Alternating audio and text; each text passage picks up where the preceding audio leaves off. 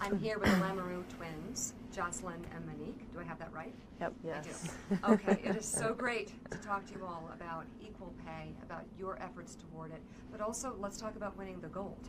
Can you guys describe that moment? Where were you? What were you thinking? I was in the middle of the bench, and I remember trying to get my leg kind of over the person next to me so I could get on the ice right away. It was a shootout. But it was just. Yeah, so we won in a shootout. Jocelyne had scored, and then our goalie saved it, and then from there it's just kind of chaos and a dog pile, and it's a dream come true. I just threw my stick behind me, and normally you don't do that in case you have to go again in the shootout. And I knew Maddie was going to stop it, and I put myself right by the door because I wanted to be the first one on the ice for the dog pile. And it's just utter chaos. It's, I think, really hard to describe. It's just a moment in time that you wish lasted longer, that you could celebrate longer with teammates on the ice. Oh my God, that's so cool. Not bad. Talk about knowing your value. Yep. This really doesn't stink, does it? This Nope. is really cool. I mean, where do you go from being a gold medalist, right? I mean, I think for us, this was our third Olympics. We're three-time medalists, but now we're Olympic champions, and the platform that you gain from being an Olympic champion is something that I don't think we were expecting this magnitude of attention and the platform we would receive right away pretty much. And so to be able to use that platform to make positive change and be a voice for the things that we're passionate about is something that we're really happy to be able to do and realize it's a privilege and an honor to be able to do that. So let's talk about that, because that's really, I think, kind of the heart and soul of your story, if you can imagine, beyond winning the gold. Let's talk about the money piece. There was a pay structure. How would you describe the pay structure? What didn't work for you? Well, I think there was a lack of a pay structure to start with, and it's really hard to compare our team to the men's team, but really I think what we found was important is that we were giving our lives to USA Hockey. We're working full time, and there's value in that. There's value in the time and the sacrifice and the effort that we put in and day out to wear the Team USA jersey, and so we were able to come to an agreement from a financial standpoint with USA Hockey, but then I think on the more important piece was the equitable support. So the support that they provide the U18 boys and U17 boys teams should be comparable to what they provide the U18 and U17 girls teams. And so we really felt like if we can establish ourselves as a national team, as a women's national team, that we can affect at the grassroots level and at the youth levels girls hockey in America. Let's start with the negotiations. I want to get a sense of what the dynamic was. I'm sensing it wasn't you around a table of women in the process of getting through all this. Describe it for me.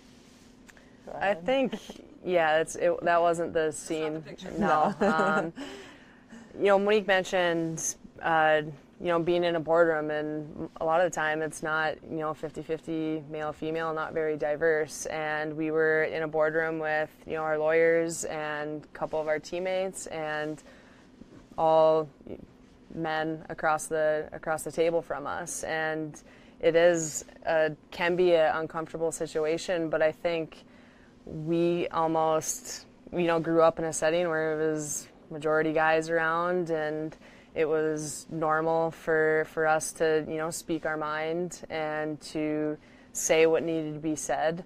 And I think we understand that that's not entirely normal, but it was definitely the stage that was set that you hear so many women talk about, and it's definitely uncomfortable to raise your hand or to interject and say your opinion, but it's definitely been, I think, an experience that has really has challenged us and has made us grow. Seems like it was new for everybody in the room.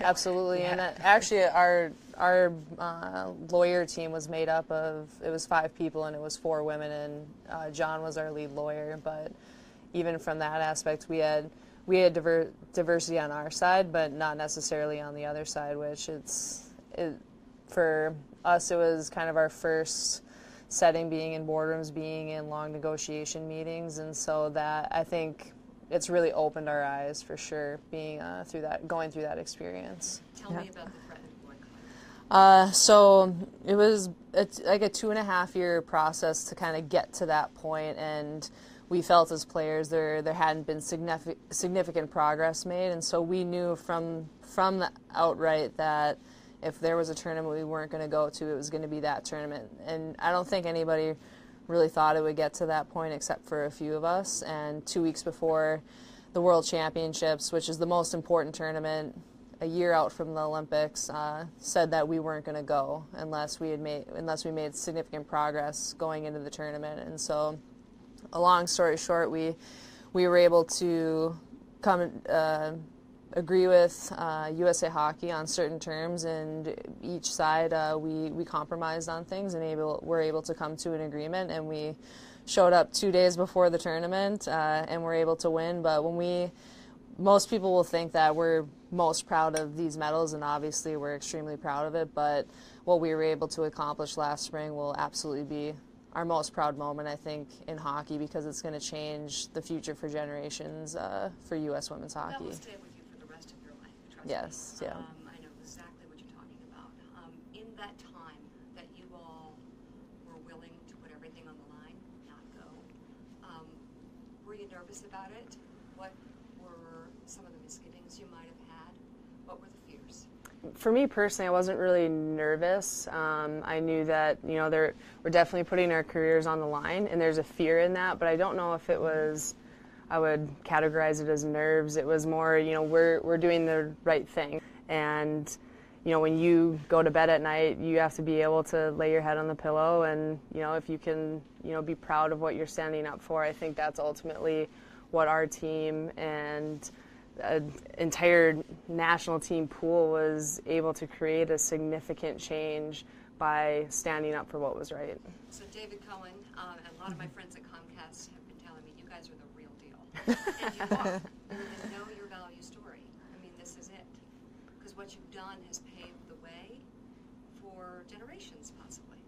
Yeah, and I think it's really opened our eyes to the inequality that exists in so many workplaces, not just in our experiences in hockey, but female sports, and then just in the working world in general. And so it's really opened our eyes and really created something that we're really passionate about, that 2 years ago I don't think we were really in the know a lot about. We had just graduated college, hadn't really started working yet, and it's just opened our eyes to a whole other world. It's really, it's real.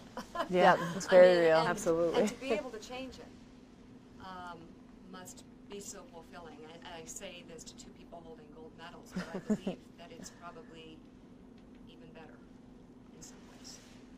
I think it's, we know that our hockey career can only go so long, and there's definitely a timetable that will be on our hockey careers, and I think what we found is that there's going to be life outside of hockey that we're equally passionate about, that we can use our hockey career to give ourselves something meaningful and passionate to pursue after our Olympic dreams are hung up on the shelves and we're done pursuing gold medals. Hey, NBC News viewers, thanks for checking out our YouTube channel. Subscribe by clicking on that button down here, and click on any of the videos over here to watch the latest interviews, show highlights, and digital exclusives. Thanks for watching.